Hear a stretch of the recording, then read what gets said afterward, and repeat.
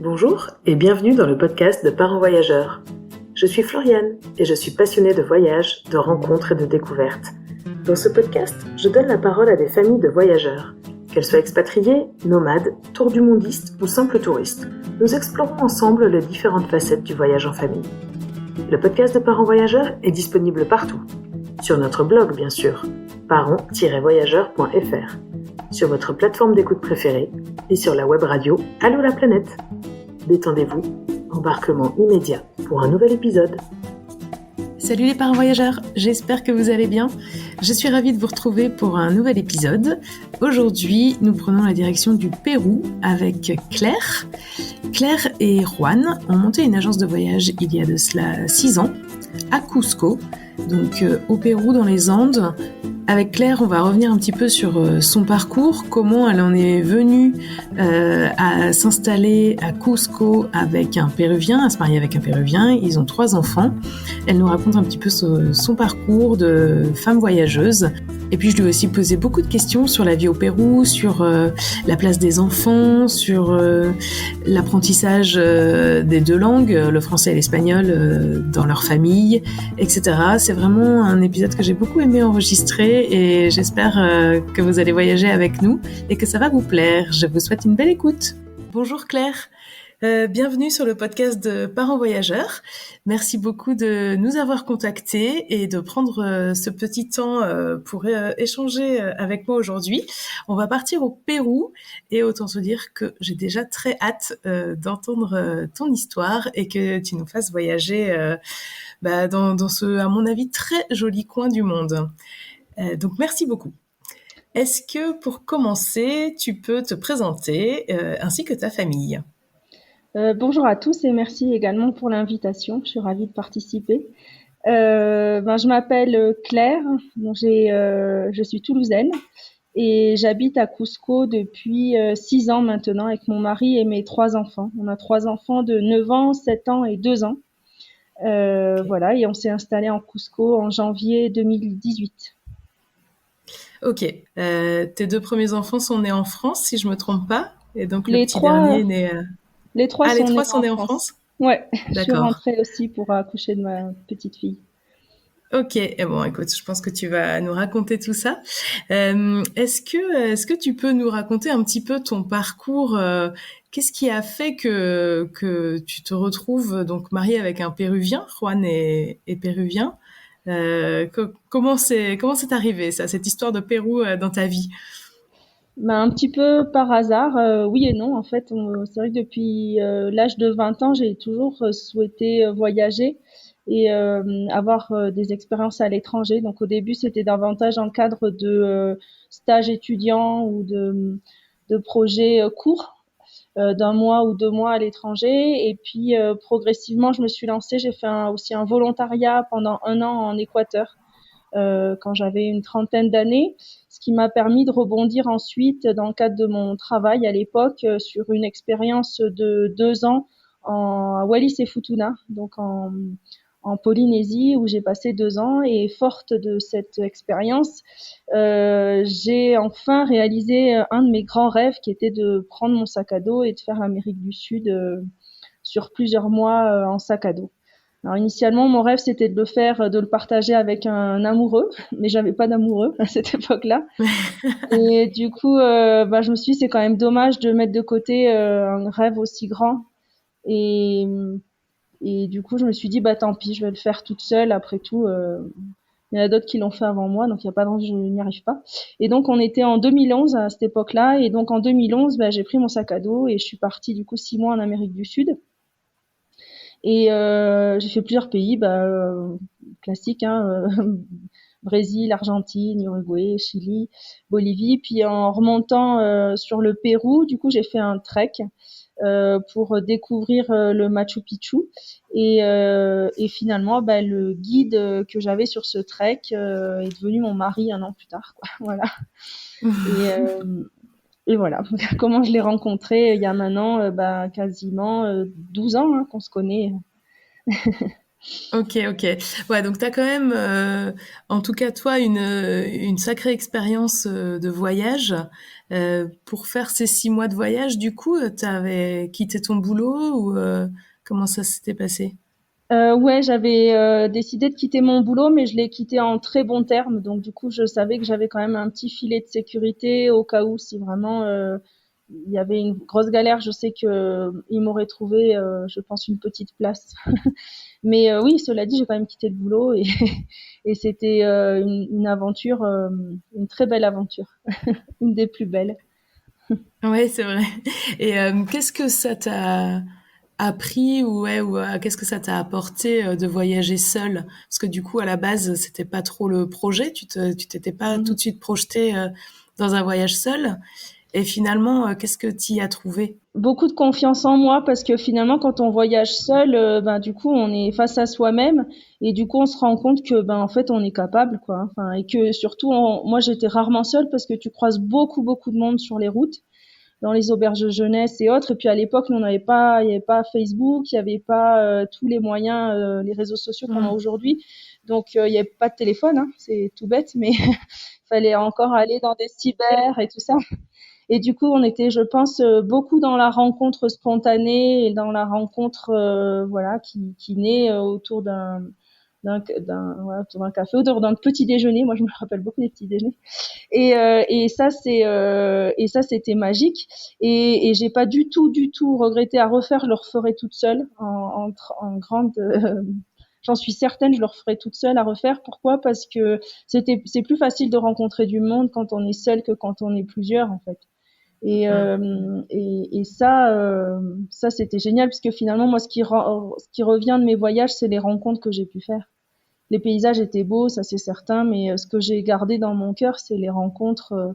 Encore une fois, même au-delà de mon mari, hein, bien évidemment, mais c'est aussi les amitiés, les moments passés ensemble avec des gens, à partager des moments extraordinaires. Et ça, vraiment, c'est de magnifiques souvenirs que j'ai encore aujourd'hui et des amitiés qui existent encore aussi. Hein. Mhm. Et du coup, après, enfin, ce voyage s'est arrêté au Pérou et tu es resté au Pérou? Alors non, parce que moi, mon billet retour partait de Medellín en Colombie, donc fallait que je remonte jusqu'à Medellín. Et j'avais aussi l'envie de retourner en Équateur où j'avais vécu un an précédemment pour retrouver les gens avec qui j'avais partagé cette année. Donc du coup, même continué mon voyage. Mais j'ai D'accord. écourté effectivement tout le nord du Pérou. Malheureusement, j'y suis pas allée parce que je suis restée bien plus de temps que prévu dans la région de Cusco, effectivement. Et donc, t'es rentré en France. T'as pris ton avion à Medellín Oui, et t'es... oui, parce que en fait, bah, Juan rapidement m'a dit de rester, etc. Et je lui dis bah en fait non parce que moi j'avais plus envie de voyager, j'avais envie que d'une chose, je suis toulousaine, j'avais envie qu'une chose, c'est de rentrer à Toulouse, pas très loin de chez mes parents et retrouver mes racines en fait, parce que souvent c'est ce dont on se Hmm. rend compte aussi dans ces voyages, c'est que on part loin, on découvre plein de choses, mais en fait moi ça m'a rapproché encore plus de ma région, de mes parents et j'avais envie aussi de partager cette expérience avec les gens que j'aimais, quoi. Donc du coup, je lui ai dit, ben non, j'ai réalisé mon rêve, je suis allée jusqu'au bout du monde et c'était un de mes rêves, je l'ai fait. Maintenant, j'ai envie de rentrer chez moi, quoi, tout simplement, d'avoir une vie un peu plus normale et voilà. Donc Ok, il est resté, je suis partie. ok. Mais et alors, mais comment vous vous êtes retrouvés? Après forcément quand on a un grand coup de cœur, c'est pas si facile de tourner la page comme ça. Donc on a continué à s'écrire beaucoup. Et puis moi j'ai trouvé tout de suite du travail. J'ai eu cette chance-là de trouver rapidement du travail en rentrant. Du coup CDI, du coup plus de vacances, du coup voilà. Donc Ouais, c'était assez compliqué. la Et vie t'a absorbé. c'est ça. Et arrivé, on s'est quitté du coup nous en juin et arrivé Noël, ben on était toujours en contact. Et moi je me disais que ça allait pas fonctionner parce que c'était loin, c'était compliqué, ça rentrait pas dans mon schéma à moi, de Hmm. manière peut-être un peu égoïste, mais voilà. Et du coup, Juan m'a dit, bah si ça doit se terminer, il faut qu'on se revoie au moins une dernière fois, etc. Et bon, j'étais facile à convaincre, hein, honnêtement, ça n'a pas été. Et j'ai dit ok, du coup j'ai rassemblé tous les petits RTT, petites récup que j'avais et j'ai réussi à avoir 10 jours pour le mois de mars. Donc je suis revenue au Pérou pour 10 jours au mois de mars l'année suivante. Et, et je m'étais dit, si ça fonctionne, si je ressens encore quelque chose de très fort, je lui dirais que la prochaine fois, ce sera à lui de venir en France pour qu'il connaisse aussi mon univers, ma culture, ma famille. C'est un autre monde, quoi. Ouais, Et, bien sûr. et forcément, bien sûr que ça a fonctionné quand on s'est revus, c'est une évidence. Et du coup, j'ai appliqué ce que j'ai dit, c'est-à-dire que je lui ai remis effectivement une carte d'invitation, parce qu'à l'époque, il y avait besoin de visa, c'était très très compliqué pour les Péruviens de voyager. Et du coup, je lui ai remis la carte d'invitation dont il avait besoin pour pouvoir faire toutes les démarches et pouvoir voyager au mois de mai. Au mois de mai, il m'a rejoint du coup pour 15 jours ou 3 semaines en France. Ok. Et de là, donc, comment s'est passé? Vous avez décidé, ok, du coup, de poursuivre votre chemin ensemble, mais là, vous étiez en France et donc aujourd'hui, vous êtes à Cusco. Bah lui, il s'était dit que la prochaine étape, c'était le mariage, parce qu'effectivement, ça devenait très compliqué d'imaginer à chaque fois des échappées comme ça, Ouais, sans grand lendemain, en fait. Et la seule option qu'on avait, ben, c'était de se marier, en fait. Du coup, on a décidé, quand il est venu en France au mois de mai, on a décidé ensemble de se marier 3 mois plus tard. 3 mois plus ouais, tard, ouais. on se mariait du coup à Cusco. Donc là, c'est moi qui suis revenue du coup au Pérou. Là, j'avais des vacances, ça faisait 1 an que je travaillais, donc j'ai pris toutes mes vacances, toutes mes récup, tous mes RTT, et mis bout à bout, ça faisait quasiment 5 semaines de vacances. Et je suis revenue du coup pour me marier à Cusco en août 2013, exactement. D'accord. Et donc de là, le projet, c'était de vivre à Cusco. Et là, non, parce que moi, vraiment, j'étais installée en France, j'avais vraiment envie de rester en France et réellement, j'ai vraiment eu le sentiment, et encore je l'ai aujourd'hui en toute honnêteté, de,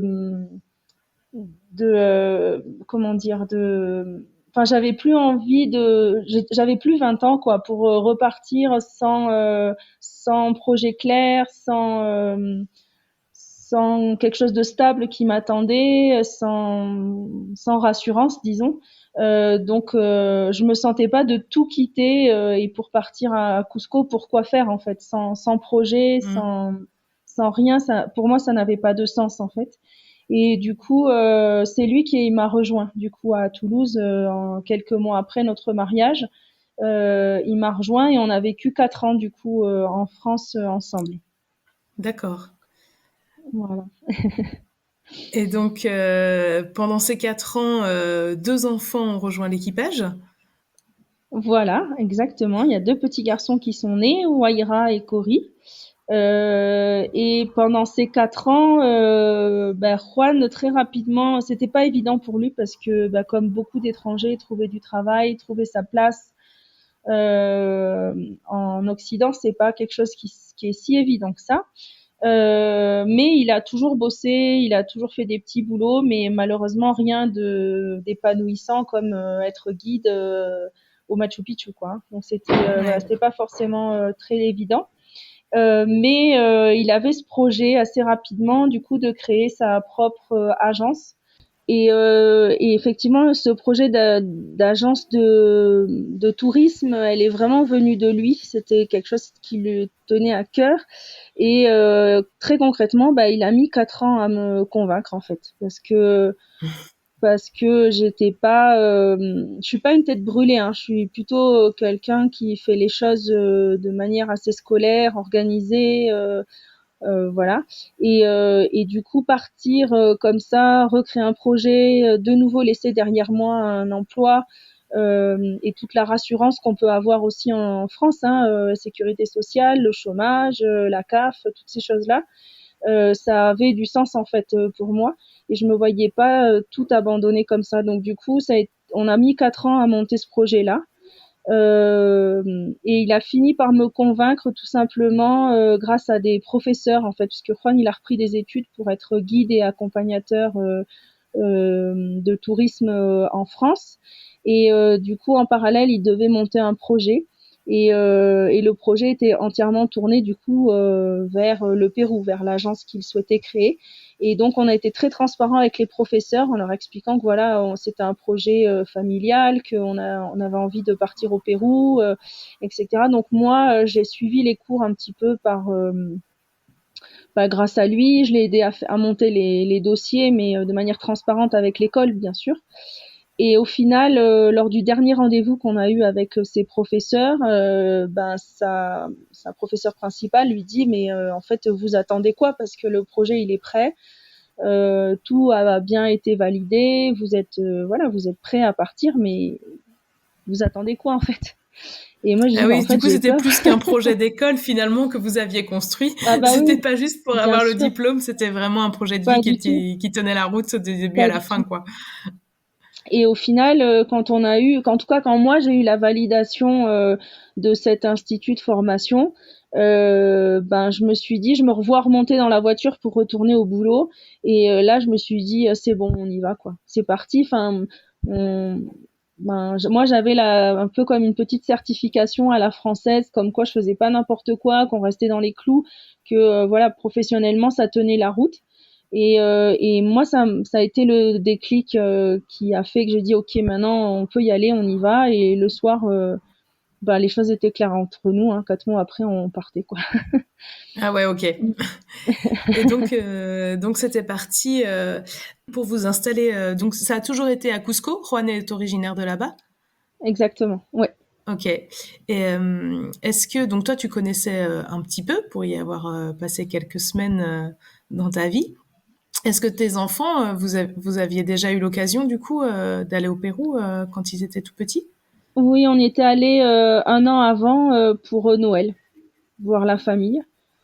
Ouais. Mais voilà. Et mais les enfants, il y en avait un il avait 1 an et demi, et l'autre, il allait naître quelques mois après. Donc du coup, il était vraiment très petit pour pouvoir se souvenir de cet épisode-là. Donc quand on est reparti, le plus grand il avait 3 ans, le deuxième il avait 1 an et demi. Donc Ouais. ils étaient vraiment tout petits, tout petits. Ouais. Oui, oui. Et du coup, ils s'en souvenaient peut-être pas. Ton aîné, il s'en souvenait peut-être pas trop, Non, ouais, du voyage non, d'avant. non. Et toi, est-ce que, enfin, qu'est-ce que ça représentait pour toi, du coup, d'aller t'installer au Pérou? Est-ce que tu en avais déjà rêvé de vivre à l'étranger comme ça? Parce que là, vous partiez pas juste pour 1 an ou 2 ans, il n'y avait pas de date de fin. Donc, est-ce que c'est Alors un il n'y avait projet pas que de tu date avais de déjà eu? fin, mais moi je suis partie en étant en congé parental, ce qui me permettait d'avoir encore une fois ce petit coussin de sécurité au cas où si ça fonctionnait pas. Je savais que voilà, je pouvais rentrer en Toulouse. Après c'est pas évident parce qu'on avait lâché tout, hein. On avait vendu la voiture Ouais. qu'on avait, on avait lâché notre appart, on avait voilà revendu un maximum d'affaires. Donc revenir ça aurait pas été très simple non plus. Mais il y avait quand même cette petite sécurité. Au début, on s'est dit, enfin en tout cas moi, je me suis dit, voilà, on part 1 an, et si ça fonctionne, on continue, et puis sinon, ben voilà. Après, très très D'accord. rapidement, quand on est arrivé, tout de suite, rapidement, j'ai su que j'allais rester, quoi. Parce que ça a rapidement fonctionné. Alors c'est pas non plus euh, enfin c'était pas une croissance extraordinaire, mais en tout cas on avait des demandes, on était actifs, puis on voyait qu'il y a des choses qui se passaient, donc il y avait de l'espoir, quoi, franchement, que ça fonctionne vraiment. Et, Ouais, ouais. et on avait confiance en nous, moi j'avais confiance en notre projet, vraiment, hein. On y croyait vraiment tous les deux, quoi. Ok. Vraiment Mais on l'a préparé, quoi. On l'a préparé, on n'est pas venu comme ça et on verra bien. C'était pas du tout dans cette oui, démarche-là oui. qu'on est parti, quoi. Ouais, ouais, ok. Bah, tu nous parleras peut-être un petit peu tout à l'heure, ouais, de votre projet professionnel, de vos activités, parce que c'est toujours ce projet-là avec lequel vous vivez aujourd'hui, quoi. Donc, tu nous raconteras un petit peu. Est-ce que, est-ce que tu peux nous décrire un peu comment c'est Cusco? Parce que, alors moi, je ne suis jamais allée au Pérou, et donc je n'ai aucune idée. Déjà, enfin, c'est une grande ville, c'est une petite ville, c'est très en altitude, c'est Cusco, c'est à 3500 mètres d'altitude. Donc, c'est ok. dans les montagnes, au cœur de la cordillère des Andes. Et Cusco, c'est 500 000 habitants. Euh, et la particularité de Cusco, c'est d'être une ville quand même très touristique puisqu'on est à vol d'oiseau, on est à 80 km du Machu Picchu. Donc la D'accord. ville, elle vit à 70% du tourisme. Donc c'est une ville qui est animée, c'est une ville où il y a beaucoup d'activités, c'est une ville où les gens aiment rester aussi parce que depuis Cusco, on peut rayonner autour et faire plein d'activités, découvrir plein de paysages, faire des treks, etc. Ce qui fait que c'est une ville où les gens restent au minimum une semaine, quoi, une semaine à 10 jours. Donc, ouais, c'est une ville qui attire. C'est une très jolie ville. C'est une très belle ville avec une histoire, bien sûr, incroyable. Donc, c'est un musée à ciel ouvert. Quand on se promène à Cusco, il y a des, c'est magique, quoi. Il y a une énergie qui se dégage de cette ville, vraiment qui est fabuleuse. Enfin, moi que j'ai pas retrouvé ailleurs et on s'y attache. Les gens, ils s'attachent à Cusco. On a toujours du mal à partir de Cusco. Les gens, ils disent Ah qu'ils oui, reviennent en général. ouais, ouais. Ok, mais donc du coup, oui, moi je m'imaginais pas quand même une ville si grande, 500 000 habitants, c'est énorme finalement. T'es à Ouais, 3500 mètres d'altitude, donc ça aussi c'est énorme. Faut quand même, je pense qu'on a un peu de mal à se rendre compte là. Bon, moi j'habite ouais. au bord de la mer presque, donc voilà, je suis plutôt à 35 mètres d'altitude max. C'est un truc de fou et c'est une très grande ville. Ouais, en fait, vous débarquez pas non plus complètement dans la pampa. Il y a et ça a été facile pour vous de vous installer, pour toi les enfants. Après, j'imagine que Juan a retrouvé finalement, bah lui sa vie d'avant. Enfin, pas tout à fait la même vie, mais Ouais. il avait tous ses repères et tout ça, quoi. Ben oui, au début, bien sûr, on a atterri du coup chez sa maman où on est resté 3 mois à peu près le temps de chercher, de trouver une petite maison qu'on a rapidement trouvée finalement. Et après, ça a démarré. Enfin, de toute façon, moi, je suis jamais restée inactive. Hein. Enfin, fallait bosser parce que si on bossait pas, il y a rien qui arrivait. Hein. Donc, pour Ouais, vivre, il ouais. fallait travailler. Donc, du coup, très vite, on a été quand même très, très actifs. On n'a pas fait du tourisme nous pour le coup au début. Et puis, il fallait trouver un lieu pour les enfants, pour l'école, le ceci, le cela. Enfin, du coup, c'est une nouvelle vie à construire. Donc, on est très, très occupés quand même très vite au début. Et, euh, et, et, et du coup, ouais, on a vite trouvé nos marques. Ouais, ça s'est bien passé. Enfin, j'ai un bon souvenir, moi, de cette arrivée. C'était, encore une fois, c'était vraiment ça, le souvenir que j'ai, c'était plein d'espoir, quoi. C'était génial. Et puis de découvrir moi, j'avais pas l'habitude jusqu'à présent, j'avais toujours été salariée. Je connaissais pas l'aventure entrepreneuriale et goûter à ça, waouh, enfin c'était génial parce qu'on se fait son propre emploi du temps. Quand on est bosseur, je veux dire, il y a des choses à faire, quoi. Hein. Enfin, c'est pas les vacances, mais du coup, on se le fait à Ouais. son rythme. Et ça, j'ai cette saveur du début là, elle est fabuleuse. C'est comme quand on goûte pour la première fois, je sais pas moi, un fruit qu'on connaît pas, et exotique, et on se dit ah c'est trop bon, c'est génial. Et là, c'est vraiment la même chose quoi. C'était super. Franchement, ouais, de Et belles découvertes. avec les enfants, du coup, donc à 1 an et demi et 3 ans, bon, 1 an et demi, j'imagine que les enfants sont pas scolarisés, mais comment ça se passe du coup? Enfin, je sais pas, la crèche, l'école, les garderies, comment ça marche là-bas? Ouais, bah le plus grand, il allait à l'équivalent de la maternelle quoi. Et Mm. l'autre, il est le plus petit, Cory, lui, il est resté avec moi. Et puis après, il y avait la famille de Juan aussi, hein, ils sont tous ici sur Cusco, donc ils nous ont quand même beaucoup aidés pour s'occuper des enfants et tout ça quand il y avait besoin. Euh, donc, moi, l'équilibre, c'était pas toujours évident avec le plus petit pour travailler. Je me revois moi.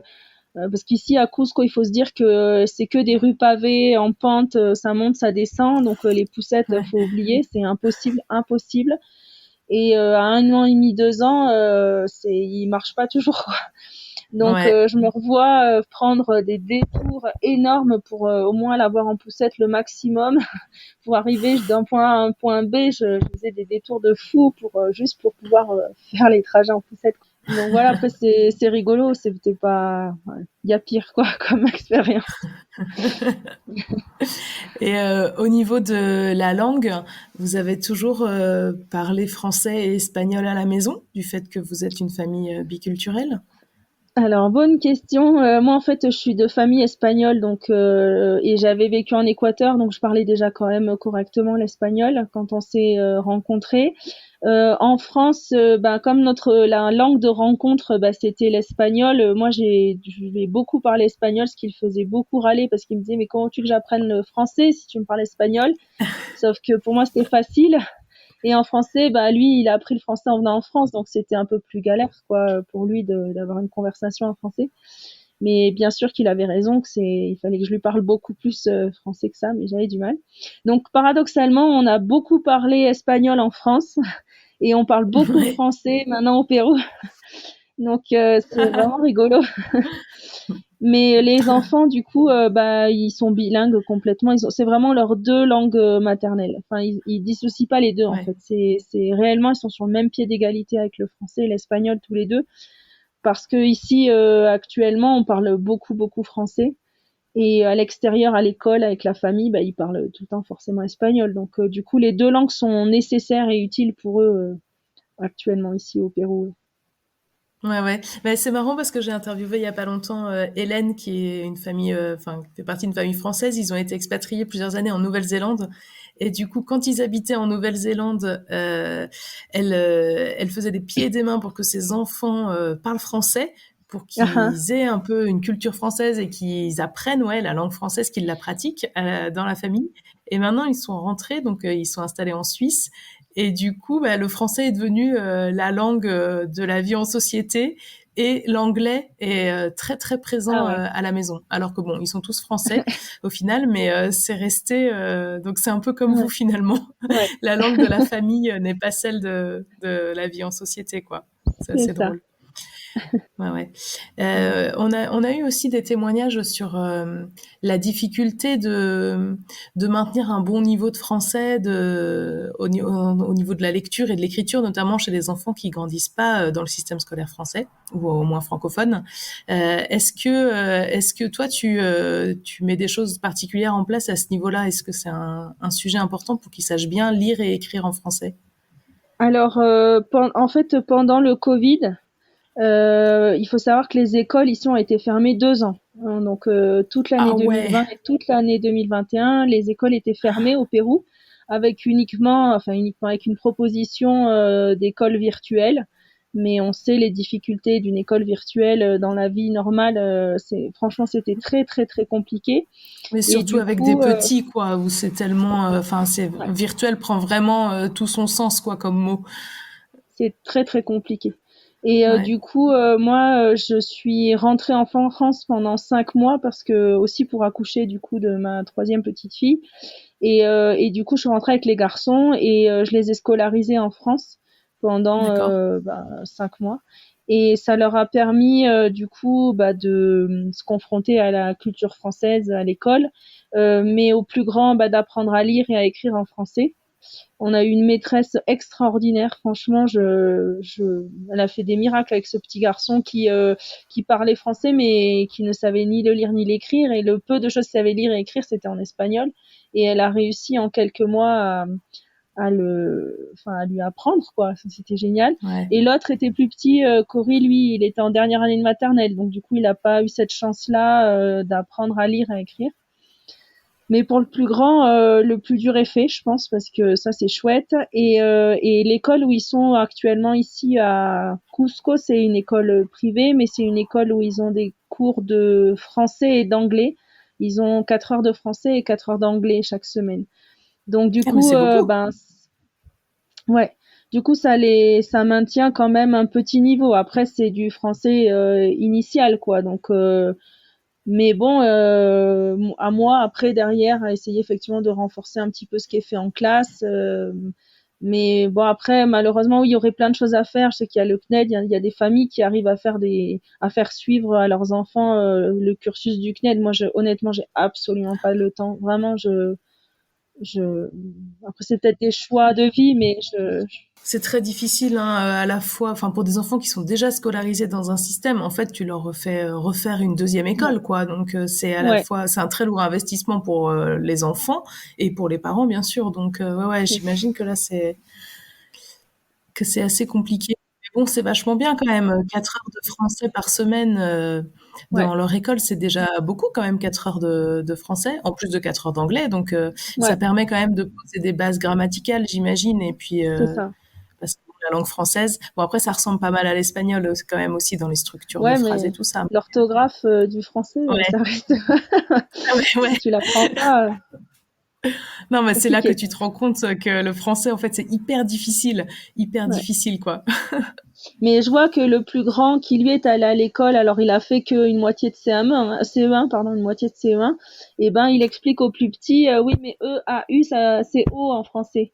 A, U, ça fait O parce que ils parlent parfaitement le français, eux, hein, c'est vraiment, ils ont pas d'accent, rien, rien. Mais voilà, c'est vrai que c'est bizarre de voir un petit garçon quand on rentre en France, on a l'impression qu'ils sortent d'une caverne, quoi. Je sais pas ce que pensent les gens, mais parce qu'ils parlent très bien, mais il y a plein de choses qui ne font pas référence à leur quotidien. Donc, ils ont des expressions, ils vont franciser une expression péruvienne, quoi. Mais ça ne veut Ah rien oui. dire, en fait, pour des Français. Et puis après, il y a des choses des produits qu'en France, je sais pas moi, je sais pas moi, ce qui m'avait fait rigoler, c'était les Kinder Pingui. Tous les enfants connaissent les Kinder Pingui. Ben oui, eux, ils connaissaient pas. Alors ils disent, ben c'est quoi ça?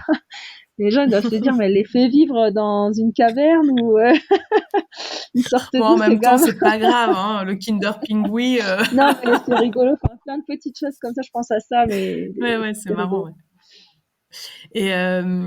Et, ça serait quoi, tu dirais, les différences majeures d'élever des enfants au Pérou, contrairement à élever des enfants en France? Waouh, c'est une belle question, mais je sais pas si j'ai assez de recul pour y répondre. Il y en a beaucoup des différences, beaucoup, beaucoup.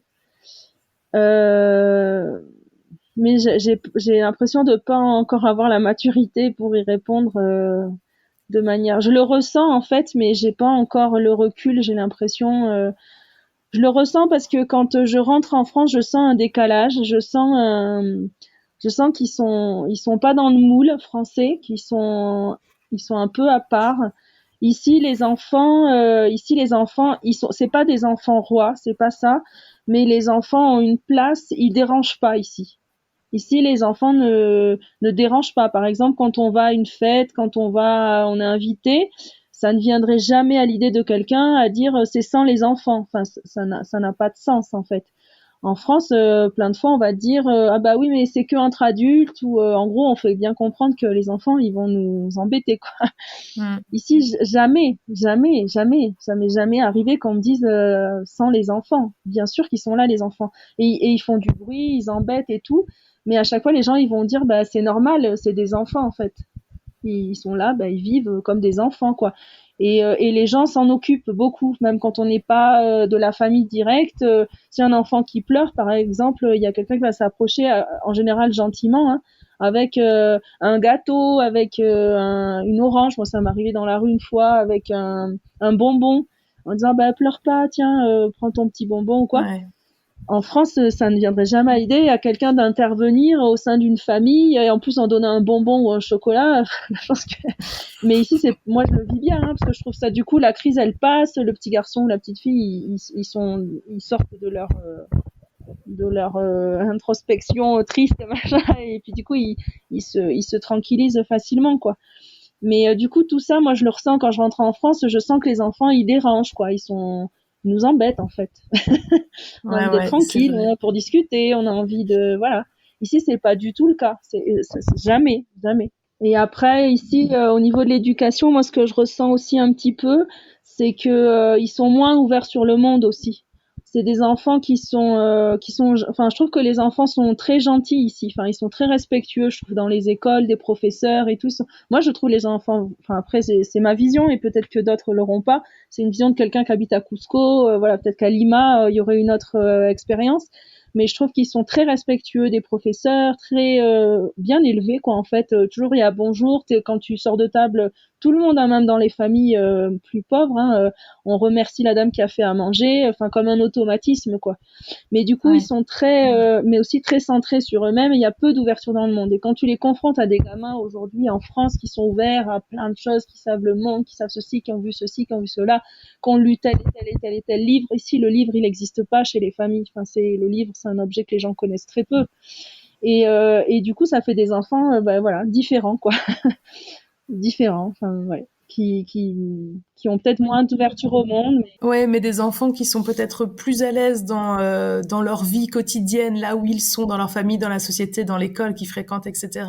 Et moins curieux de ce qui se passe, mais peut-être qu'ils sont du coup mieux dans leur basket, parce que Je c'est sais pas. maintenant, c'est là où ils sont, etc. Je sais pas non plus, ouais. C'est peut-être un peu de la psychologie à 2 francs, là, Ouais. mais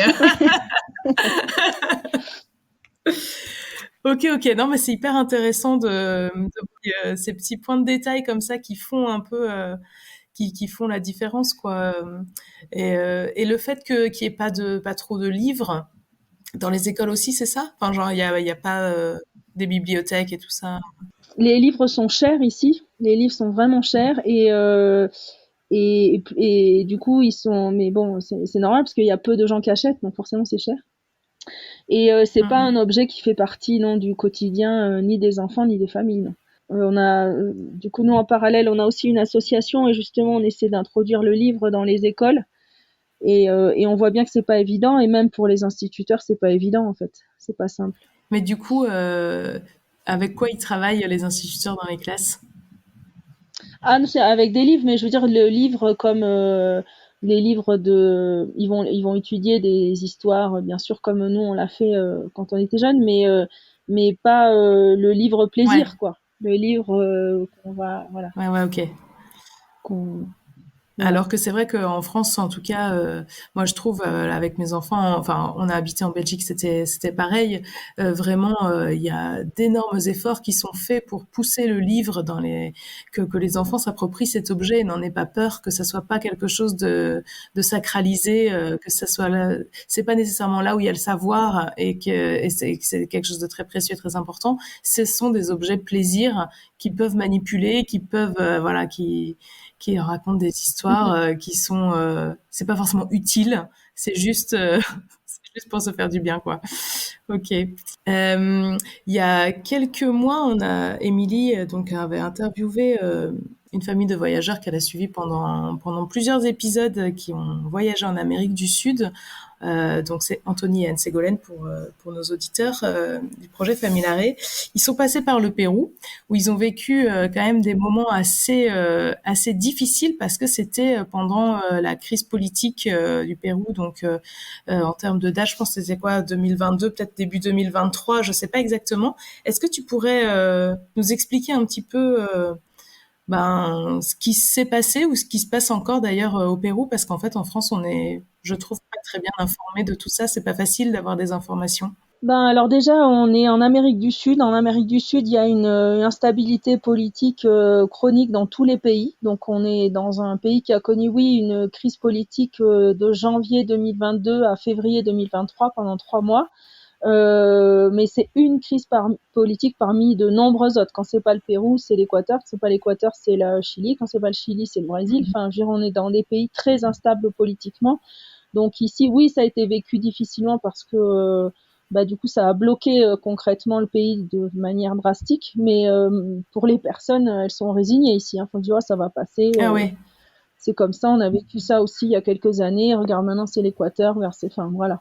Donc en interne, oui, ça a été dur parce que ici, t'as pas d'aide sociale. Donc si tu travailles pas, t'as pas d'argent. Donc effectivement, c'est du coup un arrêt brut de tous les revenus pour tout le monde. Donc c'est très difficile.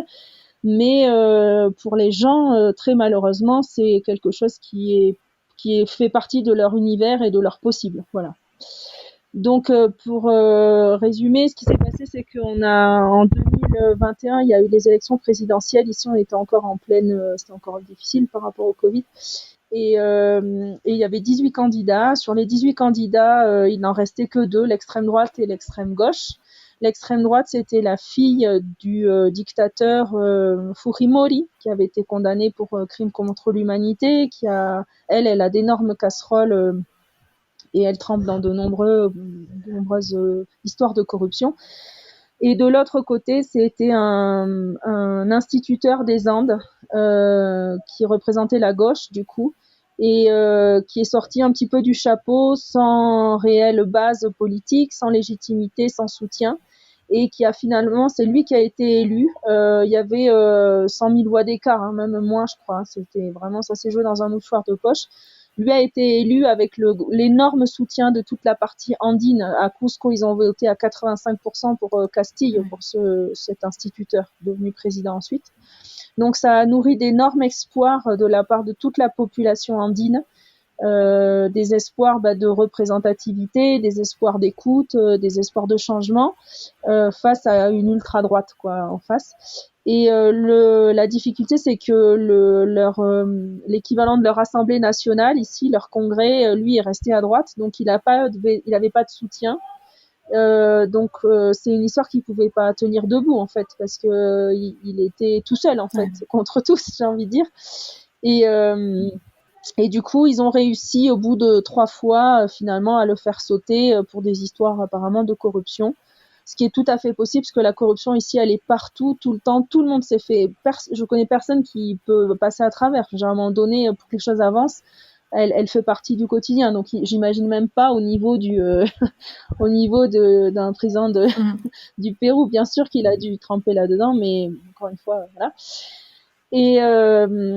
Et du coup, ils l'ont fait sauter le 8 décembre 2022. Le 8 décembre 2022, toutes les paysans, les campesines, les gens des Andes sont sortis dans la rue en fait, parce qu'ils se sont fait voler leur président.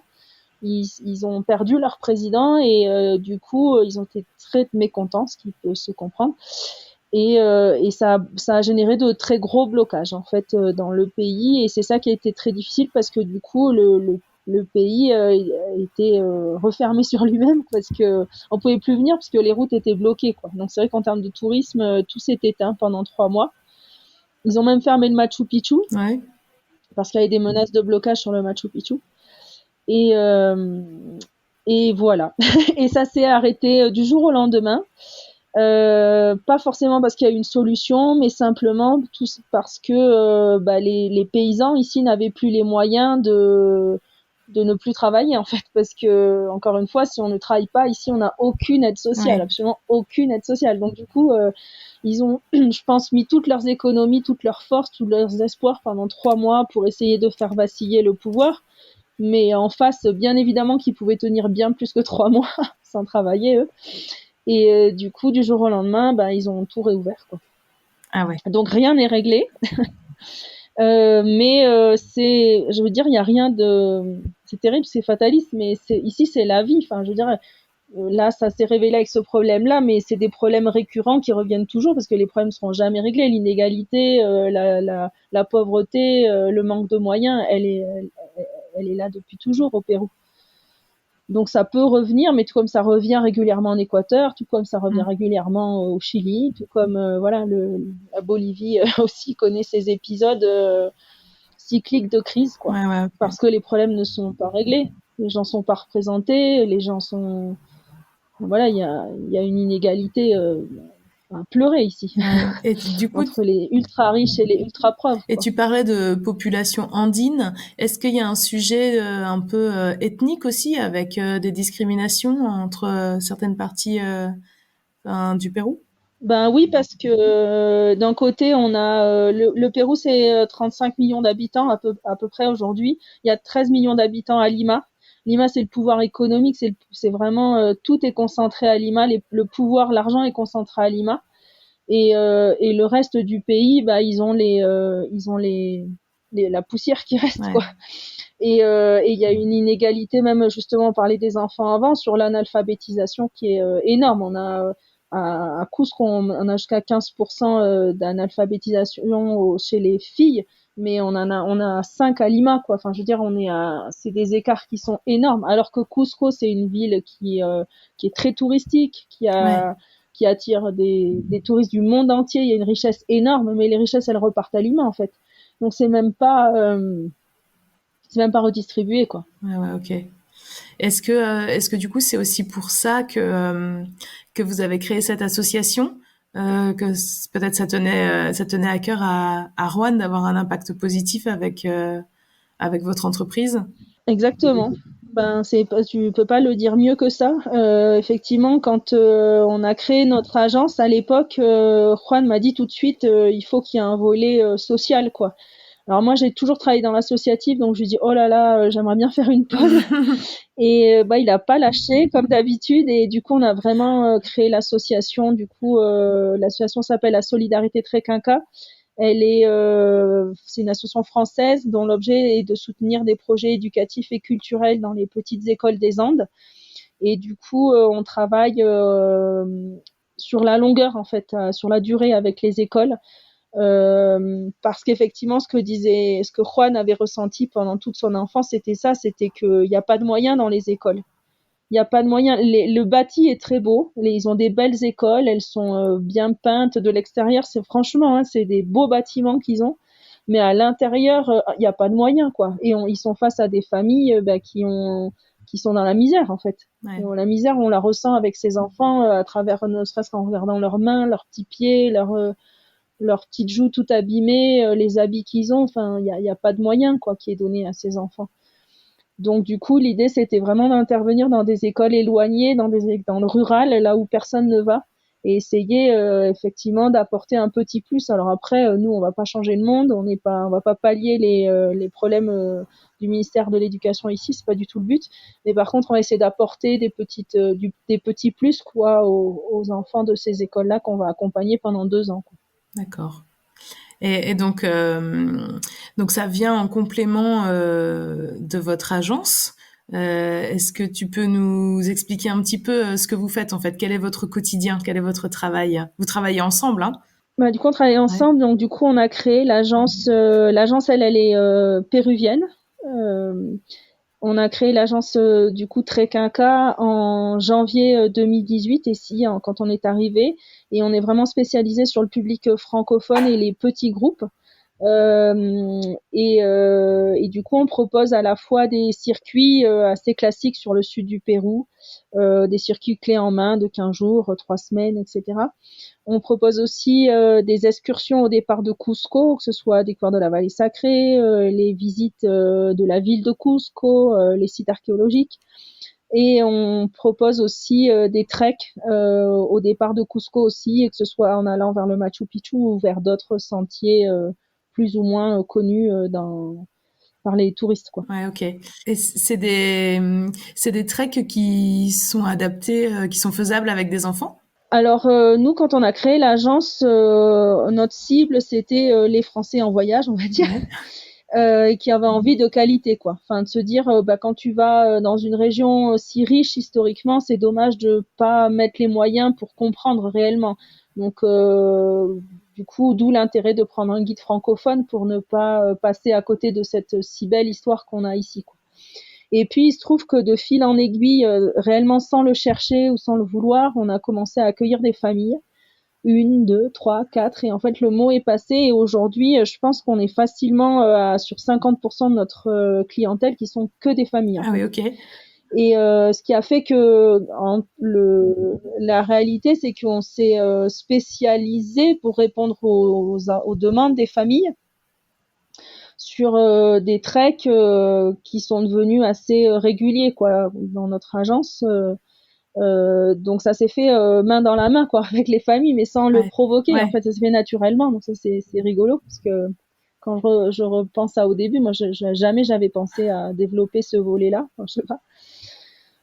Mais ça a bien fonctionné. Du coup, effectivement, on propose des treks qui sont accessibles aux familles, soit avec des ados, soit avec des enfants. Mais on est parti avec des enfants de 4 ans et demi, quoi. Ah oui. L'année dernière, on a fait des treks avec tout petits enfants. Ouais, Et ouais. tu pars combien de temps avec des si Et petits?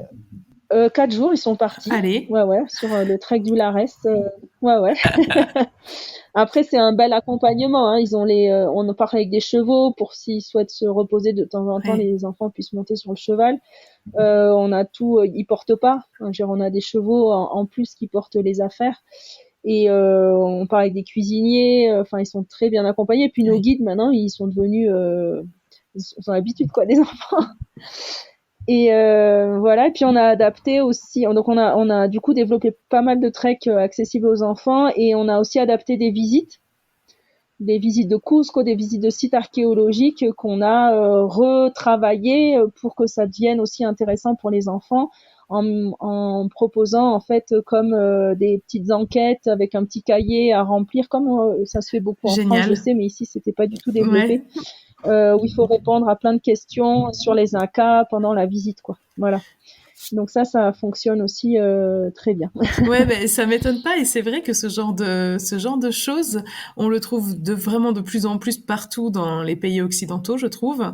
Et après, bon, Amérique du Sud, du coup, je connais pas vraiment, mais oui, que ce soit en Asie ou dès que tu sors un petit peu d'un truc touristique bien organisé, bon bah t'as plus rien pour les enfants. Et pourtant, ça marche à fond. Les enfants adhèrent. Bon, enfin, j'imagine que c'est le cas aussi. Les enfants adhèrent énormément, ils apprennent plein de choses. Et bon, donc moi, depuis que je travaille sur Parents Voyageurs, en tout cas, à chaque fois, dès que je le peux, je recommande des visites guidées en français, hein, dans la langue des Ouais, enfants, pour les impliquer. C'est vraiment, ça fait toute la différence en fait. exactement. Ouais. Alors moi, il y a quelque chose quand même qui me turlupine un peu depuis tout à l'heure quand tu as dit que Cusco était à 3500 mètres d'altitude. Bon, moi, je suis un peu sujette au mal des montagnes et il me semble qu'avec des petits, alors je sais pas jusqu'à quel âge il faut faire attention à ça, mais c'est pas toujours très recommandé d'aller en si haute altitude. Donc vous avez débarqué là-bas avec vos deux petits bonhommes. Et puis j'imagine qu'il y a plein d'enfants à Cusco. Est-ce qu'il y a des choses qu'on peut faire pour s'acclimater plus facilement au mal des montagnes et enfin que ça soit pour les adultes ou pour les enfants. Bah, alors en fait, après, c'est que mon expérience et sûrement qu'il y a des cas qui diront le contraire, mais généralement, les enfants, on a moins de difficultés. Moi, j'ai vu peu d'enfants malades de l'altitude. Il y en a, attention, hein. Je suis pas en train de dire que ça n'existe pas, mais c'est souvent plus les adultes qui ont été, qui ont ces difficultés-là. Après, pour éviter, tout simplement, il faut y aller progressivement. C'est comme quand on descend sous l'eau, Ouais. peu la même chose quand on monte en altitude, il faut faire des paliers. Donc l'idéal, c'est de passer d'abord par Arequipa, qui est à 2500, et s'acclimater quelques jours là-bas avant de monter à Cusco, qui est à 3005. D'accord. Et puis y aller doucement, tranquillement, boire beaucoup d'eau, manger léger. Enfin, il y a plein de petites choses qui permettent de pas souffrir trop de l'altitude et puis d'y aller doucement, quoi. Ce qui est difficile pour les touristes parce que forcément il y a plein de choses à faire, on a envie de tout faire et on se rend pas compte parce que on connaît pas ce mal en France. On sait pas ce que c'est le mal des montagnes. C'est inimaginable en fait. Moi j'ai beaucoup de gens qui me disent oui mais bon j'habite à 2000 mètres, oui mais j'habite à 1000 mètres. Mais en fait, là, moi, j'habite à 3005, en fait. Ça n'a rien à voir. Enfin, Ouais. ça paraît pas beaucoup, mais c'est énorme. Et, C'est comme moi, si je me monte maintenant à 5000, je suis pas acclimatée à 5000, moi. ouais. Donc, chaque palier va être important maintenant. Et Ouais. vous le sentez au jour le jour que vous avez un peu moins d'oxygène que plus bas? Moi non plus maintenant parce que j'y habite, mais par contre quand je repars, tout d'un coup quand je reviens à Lima ou quand je vais en France, tout d'un coup ah ouais non en fait c'est pas ici normal d'habiter là-bas. Il se passe un truc quoi. Tu voles en fait. En France je vole, mais mais euh, mais au quotidien ici non. Après c'est vrai que j'ai pas un attrait particulier pour la course à pied là. Ça me donne pas envie tu vois parce qu'on est quand même haut. Ouais, ouais. Que j'aimais bien faire ça en France, mais là non j'essaye même pas quoi. Ok, ok. Et ça peut-être on peut clôturer doucement l'épisode avec ça. Euh, Visiter le Machu Picchu, en fait, est-ce que c'est un truc bon, tous les habitants de Cusco y vont. Enfin, est-ce que c'est quelque chose de facile, de normal d'y aller, ou ça reste exceptionnel même quand on habite assez proche? Non, ça reste exceptionnel. Alors après, les habitants des villes, ils y vont assez facilement parce que souvent les écoles, les écoles du centre-ville, elles organisent des voyages au Machu Picchu, comme ils iraient à la Tour Ouais. Eiffel ou, enfin voilà, au Puy-de-Dôme ou des trucs comme ça. Mais par contre, dès qu'on va sur des écoles un peu plus populaires ou un peu plus rural, là, c'est absolument inaccessible. Moi, ma belle-mère, la première fois qu'elle est allée, c'était avec nous en 2019. Ah oui. Mes belles-sœurs, elles y sont jamais allées. Mes nièces, elles sont dans des écoles assez un peu plus populaires, donc ça se fera pas d'aller, ils iront pas au Machu Picchu, quoi. Ok. Donc ça, c'est moins cher pour les Péruviens, mais ça reste quand même une somme à débourser qui est pas du tout négligeable, quoi. Même si c'est moins cher, ça reste vraiment très cher pour eux. Ah oui, oui, ok. C'est pour ça que nous, Dans le cadre de notre association, quand on intervient auprès des écoles, on clôture les 2 ans par le voyage au Machu Picchu. Donc là, on a accompagné 29 enfants de la petite école avec laquelle on a travaillé ces 2 dernières années, le 28 et le 29 octobre. On était avec les 29 enfants au Machu Picchu pour leur faire découvrir leur patrimoine parce que sinon, ils n'auront jamais l'occasion d'y aller de toute leur vie, quoi. C'est une évidence. C'est des enfants de paysans. Ils iront jamais. C'est triste, mais Ouais. du coup, on se devait de leur... c'est notre travail. On emmène des touristes du monde entier là-bas, donc on se devait bien les amener à eux aussi, quoi. Ouais, je trouve ça à la fois incroyable et en même temps je me dis il doit y en avoir plein des enfants qui habitent en région parisienne et qui n'ont même jamais vu la Tour Eiffel en fait.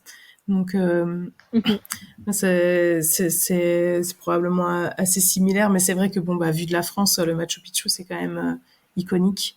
Euh, et quand tu dis que c'est cher, ça représente combien pour un touriste?